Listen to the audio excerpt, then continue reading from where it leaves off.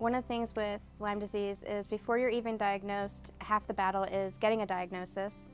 And when you are having symptoms like these, it's hard to feel like you're ever going to get better.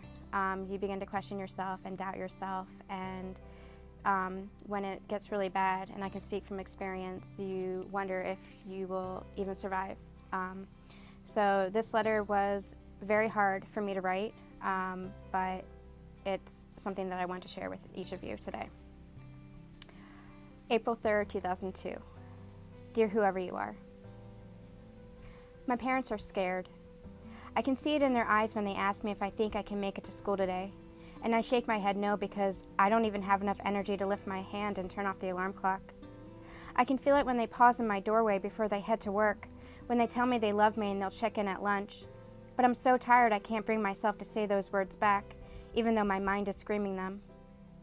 When Josh calls every night, the words are always there on the surface, but I can only listen quietly while he tells me about his classes or his friends or some party that the soccer team is throwing at the end of the semester.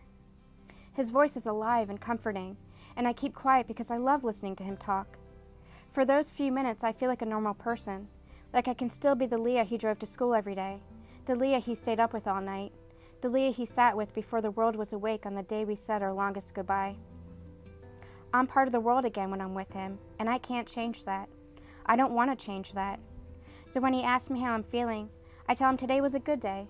I showered, I got dressed, I made it out the door. I don't tell him that I only imagine myself feeding Bilbo and making breakfast and packing lunch, that I only imagine driving myself to school to take tests and finish projects and contribute in discussions like I want to.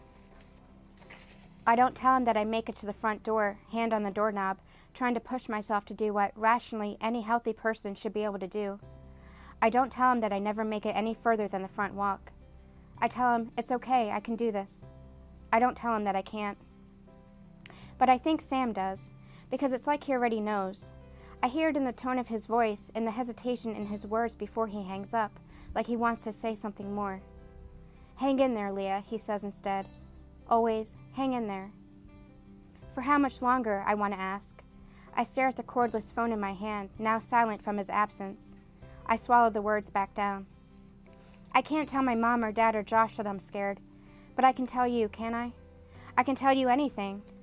I can tell you how life feels like nothing more than an illusion, like my mind is fighting with itself trying to distinguish reality from the dream when everything seems like it's passing in a haze. I can tell you that mornings are the worst, when time seems to slow down and the cobwebs get that much thicker, like I'm in the middle of waking from a long sleep, though I've been awake the whole time.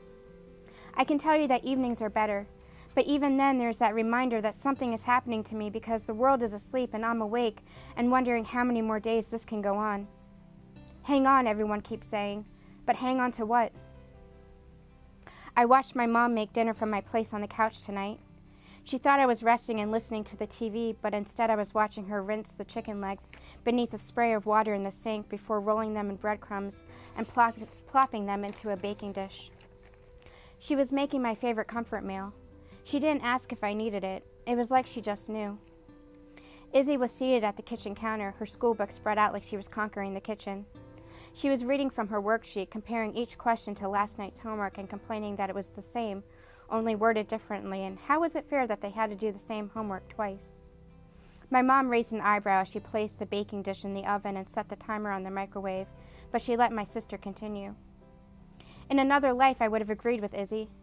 I would have said something smart and annoying, like telling her to write down C previous answer on her homework. She probably would have listened to me, too. But that was before, not now. That's how it is these days. Life is split into before I was sick and after, and now all I can do is agree in my head because it takes too much energy to speak the words out loud. My mom caught me watching her. She smiled and asked if I needed anything. I just shook my head and struggled to stand. "What are you doing? I'll come to you," she said. But I needed to move. I needed to feel like I was doing something more than just decaying on a couch. It took me a while to get to the kitchen. I held on to the back of the couch, the door frame, the walls for support as I shuffled my way in because I couldn't conjure enough energy to lift my feet half an inch off the ground. Izzy silently slid the stool out next to her, but I shook my head and collapsed into a chair at the kitchen table instead. Stools were too tall. Stools were out. You have an appointment with Dr. Denlinger tomorrow, my mom reminded me. Why, so he can tell me it's just another virus? I asked. I immediately regretted it. My mom was trying, I know she was, and I wasn't helping anything by being a sarcastic brat. But she didn't seem to mind. In fact, I think she agreed with me. We were all at a loss as to where to go next. A few weeks ago, we went to see a neurologist at one of the top teaching hospitals in the country. It took us 4 hours to get there, and after stumbling twice during a balance test, he sent me for an MRI of my brain. Anything in there? My dad joked at the follow-up last week.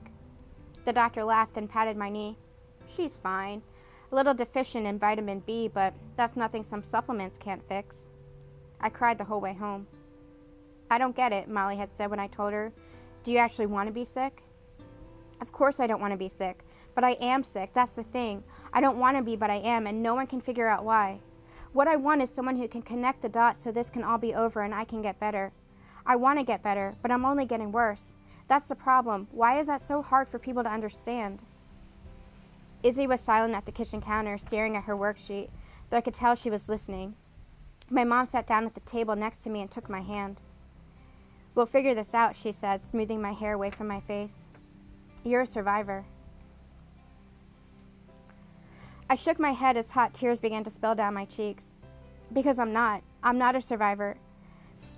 But how do I tell her that? How do I say to the one person who believes in our ability to endure, the one person who believes the most in me, that I'm not going to survive this?